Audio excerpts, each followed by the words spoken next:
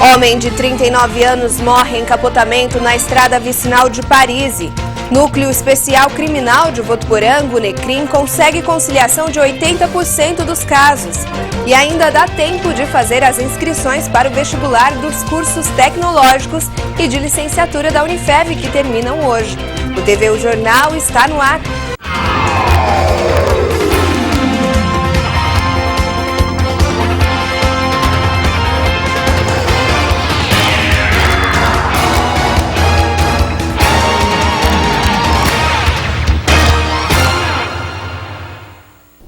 Boa noite. Um homem de 39 anos morreu nesta madrugada na estrada vicinal de Paris. José Antônio dos Santos era morador de Valentim Gentil e não resistiu aos ferimentos após capotar o carro. José Antônio dos Santos Filho, de 39 anos, morador de Valentim Gentil, não resistiu aos graves ferimentos sofridos após capotar o automóvel que dirigia na estrada vicinal Ângelo Comer, que liga Votuporanga ao município de Paris. O acidente aconteceu por volta das 9 da noite de terça-feira. Segundo a polícia, por motivos desconhecidos, o motorista perdeu o controle da direção e o automóvel capotou diversas vezes. O veículo ficou imobilizado no acostamento. O Corpo de Bombeiros e o Serviço de Atendimento Móvel de Urgência, o SAMU, foram ao local onde encontraram o motorista, ainda com vida, bastante ferido no interior do veículo. Ele foi levado para a Santa Casa, onde faleceu às 1h40 da madrugada desta quarta-feira. A polícia científica deve apontar as causas do acidente. Funciona em Votuporanga desde novembro o Núcleo Especial Criminal, o NECRIM. O objetivo é tentar conciliação entre partes envolvidas em conflitos penais, como casos de acidentes de trânsito e ameaças, por exemplo. A média de casos resolvidos é de 80%. Um acidente de trânsito no mês passado uniu os destinos da auxiliar de escritório Dayana e do comerciante Ormindo. Ela conduzia uma moto que foi atingida pelo carro dele no bairro Estação. Além dos danos materiais, ela sofreu uma grave lesão no joelho. Na manhã desta quarta-feira, eles ficaram frente a frente para resolver a situação no Núcleo Especial Criminal, o NECRIM. Após a intermediação, as duas partes saíram satisfeitas. A partir da hora que sofreu o acidente, que geralmente as pessoas vêm agredindo a gente. E ela nenhuma vez me ofendeu com palavra nenhuma, ninguém deles, nem ela, nem a mãe dela, nem o pai dela, nem o irmão dela. E aqui está se resolvendo nas maneiras que eu nem esperava, então para mim está ótimo. Acho melhor a gente resolver amigavelmente do que ter que ir para juízo e tudo, e mais democrático, né? Mas assim, por causa do meu caso também. O delegado responsável pelo NECRIM explica que são vários os conflitos que podem ser resolvidos. Além de acidentes, são analisados casos de lesão corporal, difamação, injúria e calúnia. O indivíduo às vezes faz um boletim contra o de ameaça, vai fazer um procedimento de polícia judiciária, às vezes manda até para o fórum, tem um desdobramento, um deles paga uma cesta básica, e o que acontece? Muitas vezes isso deixa lá na pessoa lá uma certa rusga, aquela coisa ruim que poderá até gerar depois uma morte futura. Às vezes, conversando entre as partes, é feita uma composição de tal maneira que cada um expõe os seus motivos e talvez aquela impressão negativa que um tinha sobre o outro, ela se esfacela. O NECRIM funciona no antigo prédio do 3º Distrito Policial, na Rua Ivaí, desde novembro do ano passado. No período, a média de conciliações é de 80%. Coisa é feita com transparência, não é feito, tem que ter o consentimento de ambas as partes. Aí sim a gente faz a comparação. Se a gente sentir que não está a coisa fluindo de acordo com a consciência de cada um, a gente faz o procedimento normal e manda ao fórum. O NECRIM fica na Rua Ivaí, número 2401. O telefone para mais informações é o 3423-6269. E hoje pela manhã, lideranças e autoridades se reuniram para discutir o trânsito de Votuporanga. A reunião do Conselho Comunitário de Segurança, o CONSEG, contou com a presença do secretário Rolando Nogueira. A reunião do Conselho Comunitário de Segurança acontece mensalmente e sempre aborda temas de relevância na vida da comunidade. Nesta quarta-feira pela manhã, representantes da Polícia Militar, Polícia Civil, Polícia Científica e de outros setores da sociedade se reuniram para debater o trânsito da cidade. O secretário municipal de Trânsito, Transporte e Segurança falou sobre os trabalhos realizados no trânsito da cidade nos últimos 6 meses. Ele destacou principalmente as ações em sinalização. Fizemos várias remodelações na cidade, na área questão do trânsito, repintura de solo, instalação de novos semáforos, mudança de sentido de rua, reemplacamento de placas de direcionamento também. Enfim, são várias ações ligadas na parte do trânsito para melhorar o trânsito de Votuporanga. O presidente do Conseg acredita que o tema deve ser discutido, já que os acidentes afetam toda a sociedade. Porque o trânsito envolve não só os acidentes, mas também envolve a área da saúde, a Santa Casa. E isso é uma série de elementos que contribuem aí que prejudicam, né? O trânsito prejudica uma série de elementos. Votuporanga possui uma frota de 70 mil veículos, praticamente um por habitante. Nos últimos meses, vários investimentos foram feitos na tentativa de melhorar o trânsito.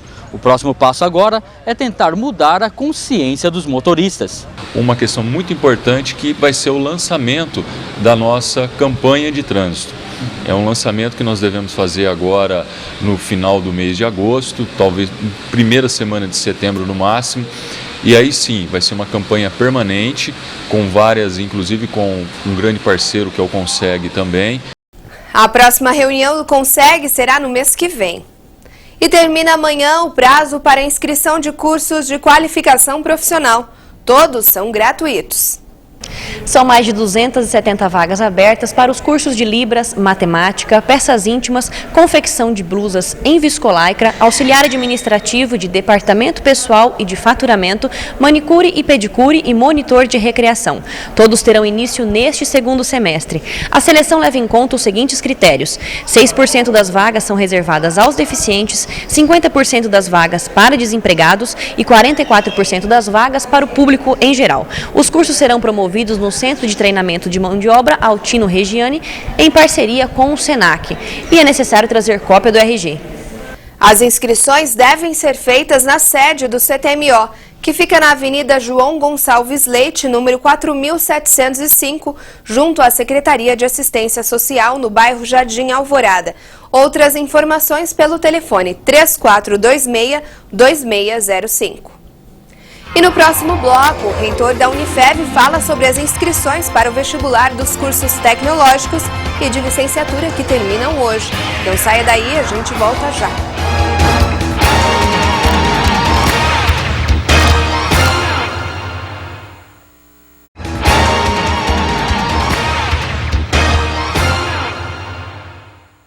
As inscrições para o vestibular dos cursos tecnológicos e de licenciatura da Unifev terminam hoje. A estudante Beatriz Boazzi conversou com o reitor da Unifev e tem mais informações. Beatriz. No total, há vagas para 16 áreas diferentes. Eu converso agora com o reitor da Unifev, Marcelo Casseb. Marcelo, quais são essas áreas? São as áreas tecnológicas e de licenciaturas. Vale ressaltar que são cursos, em média, de curta duração, denominados de curta duração. As licenciaturas, com suas peculiaridades, geralmente cursos de 3 anos, e os cursos tecnológicos, em média, 2 anos. Então, nós temos aí uma variável, e o que facilita, obviamente, a empregabilidade mais rápida no mercado de trabalho por parte desses alunos que se formarem conosco. Certo. E onde pode ser feita a inscrição? A inscrição é mais facilitada pelo nosso site, que é o www.unifev.edu.br, cuja taxa de inscrição é de R$ 30,00. E que poderá vir a ser compensada no ato da sua matrícula. Então, o aluno que se matricular, ele terá compensado os R$ 30,00. É importante também salientar que o vestibular ocorrerá no próximo dia 21, no domingo, às 14 horas, na cidade universitária. Muito obrigada pelas informações. Beatriz Boazzi para o TVU Jornal. As inscrições terminam às 10h20 da noite. Vamos ver como fica o tempo nesta quinta-feira. O dia terá sol forte e calor. O frio da madrugada diminui e o risco de nevoeiro também. À tarde, a umidade do ar fica baixa na maior parte da região. Em Votuporanga, mínima de 16 e máxima de 31 graus. A temperatura neste momento é de 26 graus na cidade.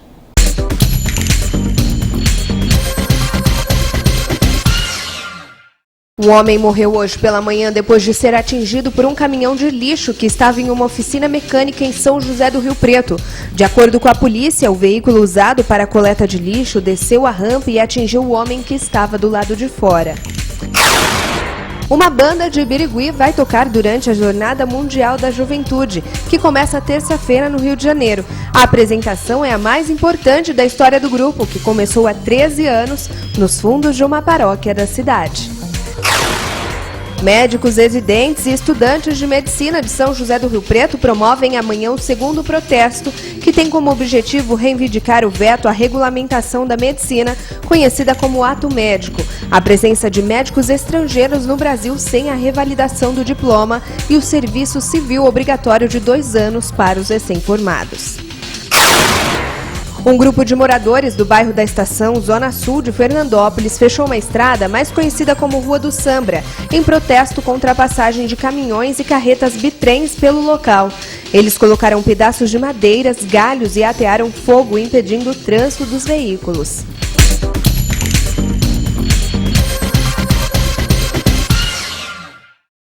A região está mobilizada para ajudar 2 crianças de Fernandópolis. Pedro Henrique e João Pedro, de 5 e 6 anos, precisam de um transplante de medula óssea. O movimento no Hemocentro de Fernandópolis já aumentou 400%. Este ônibus traz mais esperança. São 11 jovens que viajaram cerca de 100 quilômetros para virar doadores de medula óssea. É uma coisa maravilhosa, poder salvar a vida de uma ou talvez várias pessoas. A gente conseguimos um pequeno grupo, mas a nossa esperança é que a gente possa ajudar o João Pedro, Pedro Henrique ou qualquer outra pessoa. O movimento no Hemocentro de Fernandópolis nunca foi tão grande. A média diária, que era de 8 atendimentos, hoje já passa de 30 doadores que vêm de várias cidades da região noroeste paulista. Um aumento de cerca de 400%. E são 2 os motivos desta mobilização, um de 6 e outro de 5 anos. João Pedro luta contra a doença há 4 anos. Passou pelo processo de quimioterapia, mais ou menos de 4 a 5 meses. Estou na manutenção, ficou 2 anos na manutenção. Saiu da manutenção, ficou 7 meses sem tratamento, só acompanhamento médico, tal, todo mensal. E em outubro de 2012 agora ele teve uma recaída, né? A leucemia voltou, né? Já Pedro Henrique descobriu que tem câncer há 2 anos. Depois de 1 ano e 3 meses de tratamento, ele recaiu no sistema nervoso. E aí começou tudo de novo, a luta começou mais uma vez. Os 2 moram no mesmo bairro, na mesma rua em Fernandópolis, cidade que fica a cerca de 560 quilômetros de São Paulo, capital. Ambos precisam com urgência de um transplante de medula óssea. Pode ser feito por método cirúrgico, que é feito no centro cirúrgico, mas é simples e tem um método de aférese. O método de aférese é como se fosse uma máquina de hemodiálise. A leucemia é a doença maligna mais comum na infância. Corresponde a 30% de câncer em crianças. De acordo com o INCA, Instituto Nacional de Câncer, só no ano passado mais de 8.500 casos foram registrados no Brasil. Por isso é importante que a população procure o Hemocentro e faça parte do Registro Brasileiro de Doadores de Medula Óssea. Para ser doador, basta procurar um Hemocentro, ter idade entre 15 e 55 anos e estar em boas condições de saúde. O cadastro de doadores é único e as doações podem vir de qualquer Hemocentro do Brasil. Todo mundo deve fazer o cadastro, porque a chance de você conseguir um doador é de 1 a cada 100 mil, pode chegar até 1 milhão. Pedro Henrique e João Pedro ainda aguardam um doador compatível e contam com a solidariedade de todos para continuar sorrindo e mandando beijos. Para minha avó, para minha tia e para minha madrinha. Os interessados em ajudar devem procurar o Hemocentro de Fernandópolis, Rio Preto ou Catanduva. Outras informações pelo telefone 17 3442 5544. O Hemocentro de Fernandópolis fica anexo à Santa Casa. Paróquias de Votuporanga e região recebem durante esta semana católicos de vários lugares do mundo para uma preparação para a Jornada Mundial da Juventude. Para preparar os fiéis que vão para o encontro na capital carioca, igrejas católicas de Votuporanga e região recebem durante esta semana peregrinos de vários lugares do mundo para uma instrução sobre a Jornada Mundial da Juventude. Alisson é seminarista responsável por uma das paróquias que levarão os fiéis para o Rio de Janeiro. Ele conta que esta é uma grande oportunidade de troca de experiência entre eles. É muito importante nós acolhermos pessoas de outras nações, porque eles nos revelam um novo jeito de ser igreja. Nós temos a mesma fé, mas a maneira de nós enculturarmos a fé, ela é distinta. Então isso nos mostra que na realidade deles, de México, eles vivem a fé, a mesma fé que nós vivemos aqui, mas a partir da sua realidade nacional, cultural.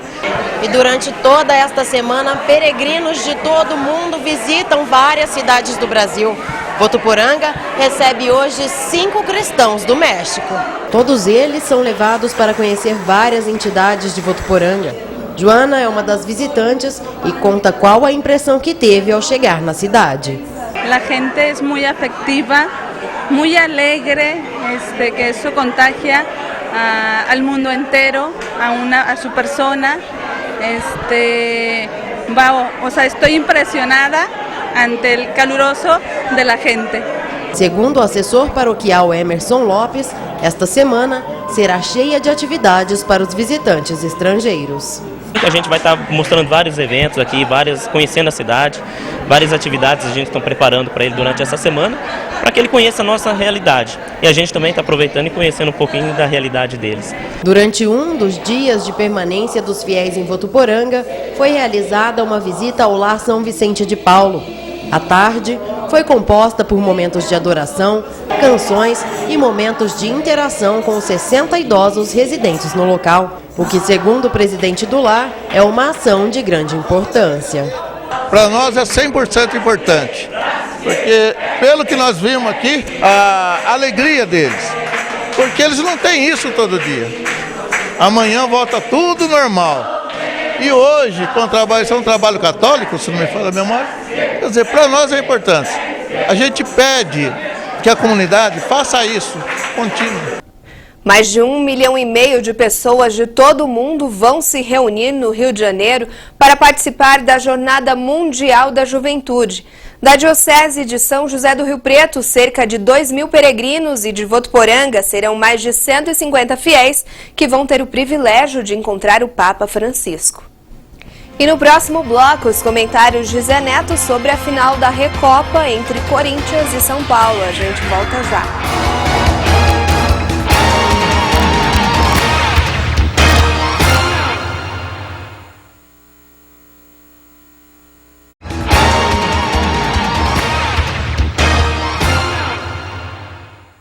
Hoje tem final da Recopa Sul-Americana. Corinthians e São Paulo entram em campo no Pacaembu.